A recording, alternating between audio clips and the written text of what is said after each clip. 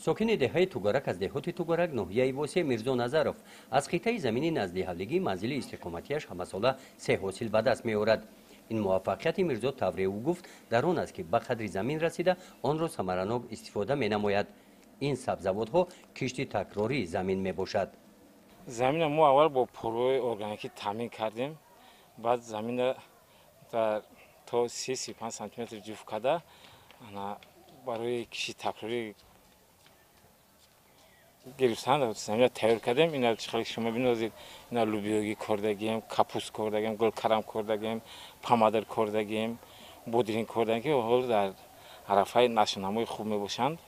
انا بودرینگ که چخالی شما میبینید او سیروس شد کاریدن و حاصل کشتی تیار در ماه سپتامبر میرسه. با ماه سپتامبر تیار میشه. بعد سپتامبر هم با زمین به کار نمیمونه. بعد سپتامبر با ماه نوامبر با کارچکه میکنیم درجاش. این اولاد در روحیه مهنتی تربیت یافتند.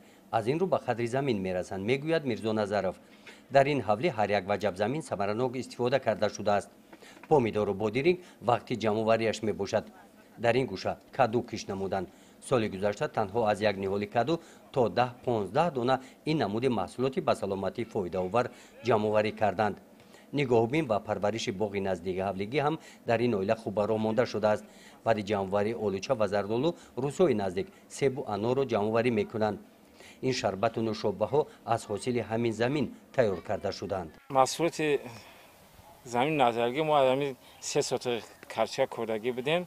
از این به مقدار 1 تن و 400 کیلو گرفتیم. 1 تن شب بازار برآوردیم. 400 کیلویش ذخیره کردیم در خانه برای گذراندن زندگی. خودی در جایش محصولات دیگر کردیم که از این با حاصل خوب میگیریم. و بازار ما یگان احتیاج نداریم. از حساب سبزوات همش از حساب زمین نظرگی خونم. خودی از حساب باغ به مقدار 200 دانه بانکا شربت‌های زردآلو، اولیچه و شربت‌های از سیب تیار کردگیم. این اویله موسمی فراوانی محصولات را عاقلانه استفاده کرده این شب و روز برای زمستان محصولات‌های ضروری غذایی را ذخیره می‌نمایند. میرزا نظرов کارمند جماعت دهات شده کار می‌کند.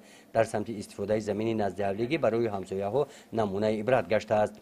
در دهه توگارک او راهبری گروه در سمت آبادانی و استفاده ثمرناک زمین‌های کشاورزی است. در جماعت توگارک 12 دهه موجود میباشد که حاضر در جماعت 12 گروه از طرف کارمندان جماعت تشکیل کرده در 12 دهه جماعت خانه به خانه گشته برای ثمرناک استفاده بردن زمین و ذخیره نمودن مواد غذایی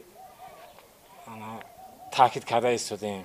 این شب و روز قرارهای حکومت مملکت را در سمت استفاده ثمرناک زمین‌های نزد حولگی به اهالی فهمانیده همچون متخصصی ساحه به آنها مصلحت‌های مفید می‌دهد.